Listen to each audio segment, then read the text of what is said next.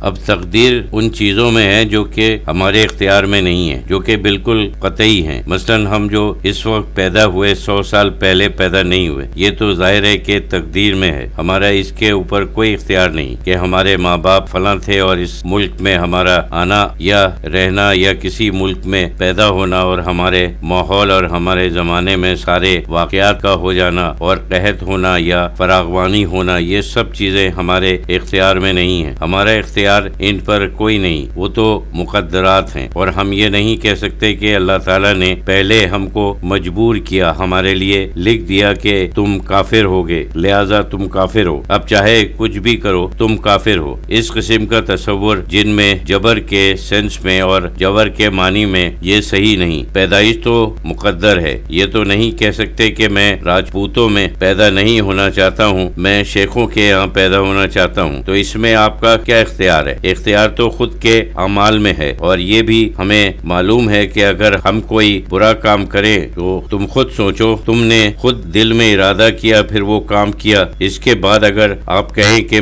وہ ہماری تقدیر میں تھا، اس کا مطلب یہ ہے کہ پہلے کچھ تھا ہی نہیں۔ اس کے معنی یہ ہے کہ بھلائی برائی کوئی چیز ہی نہیں، جو کچھ اوپر سے مل گیا یہ تو کفر ہے، یعنی حقیقت میں یہ تو دین کی بنیادیں کاٹنا ہے، گرانا ہے۔ اگر ہم کسی برائی کرنے پر مجبور تھے تو پھر دین میں کیا رہ گیا؟ پھر یہ ہو سکتا ہے کہ اپنے جتنے گناہ ہیں ان کے لیے مجبور تھے، تو پھر سزا کس بات کی؟ حاضرین میں سے ایک صاحب نے کہا کہ انسان یہ کہہ سکتا ہے کہ قدرت نے مجھے پیدا کیا اس لیے میرا مقدر ہے۔ حضرت صاحب نے فرمایا کہ اس کا جواب تو اللہ تعالیٰ نے خود دیا ہے۔ قرآن شریف میں فرمایا ہے کہ میں نے جس وقت حضرت آدم علیہ السلام کو پیدا کیا، ساری ان کی جتنی اولاد ہے میں نے ان کو نکال لیا اور ان سے پوچھا کہ کیا میں تمہارا رب ہوں؟ تو ان سب نے جواب دیا کہ ہاں تو ہمارا رب ہے، ہم اس کی شہادت دیتے ہیں۔ تو مطلب یہ ہے کہ اس عالم میں کہ جو عالم بالا ہے، ہر روح نے اللہ تعالیٰ کو قبول کیا۔ اس کے معنی یہ ہے کہ ہر شخص کی روح میں یہ چیز رکھی گئی کہ وہ ایک خدا کو پہچان سکتا ہے، یعنی اس کی فطرت کے اندر داخل ہے۔ اور پھر اس کے بعد اللہ تعالیٰ کہتا ہے کہ کافر لوگ بعد میں یہ نہ کہیں کہ اور لوگ شرک کر رہے تھے تو ہم نے بھی شرک کیا، یعنی ان کی دلیل کو اللہ تعالیٰ نے رد کیا ہے۔ شرک کے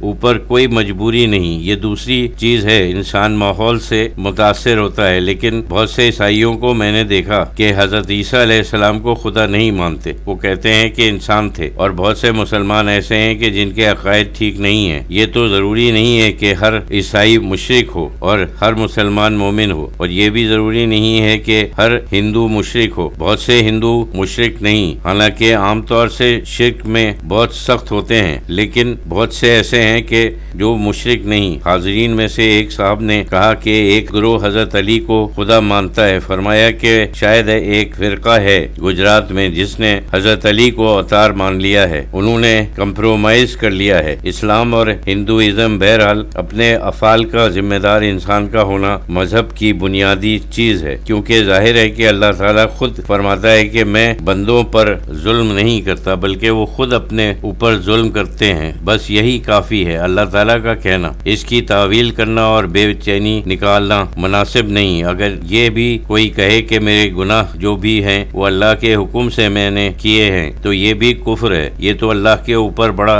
الزام ہے۔ بزرگوں نے بھی یہ فرمایا ہے کہ یہ اللہ سے انکار ہے اور مذہب سے بھی انکار ہے۔ مذہب کی بنیادی خیر اور شر کو اختیار کرنے کے آزادی پر ہے۔ یہ دوسری چیز ہے کہ عالم بالا میں کیا ہوتا ہے وہ الگ بات ہے، اس کو سمجھنے کے لیے غور کرنا چاہیے۔ کوئی عالم بالا کے حالات معلوم کرنا چاہے، اور یہ بھی یہ جو مختلف مقدرات ہیں ان کے اندر مدارج بھی ہیں، مثلا رزق مقرر ہے، موت کا وقت مقرر ہے، یہ ایک قسم کا مقدر ہے، اور یہ بھی سخی و سعید ہونا یہ بھی ایک طرح سے مقدرات میں کہا جا سکتا ہے، لیکن یہ اس قسم کا مقدر نہیں بلکہ یہ اللہ تعالیٰ کے علم میں ہے، لیکن اس میں جبر نہیں۔ مذہب جبریہ انسان کو اختیار نہیں کرنا چاہیے۔ لوگ اکثر اس میں الجھتے ہیں اور ایک منہ سے کہتے ہیں کہ بندہ آزاد ہے اور دوسرے منہ سے کہتے ہیں کہ وہ مجبور ہے۔ اس میں تو سوائے الجھن کے اور کچھ نہیں، بلکہ انسان تو ازلی طور پر ہم کو جو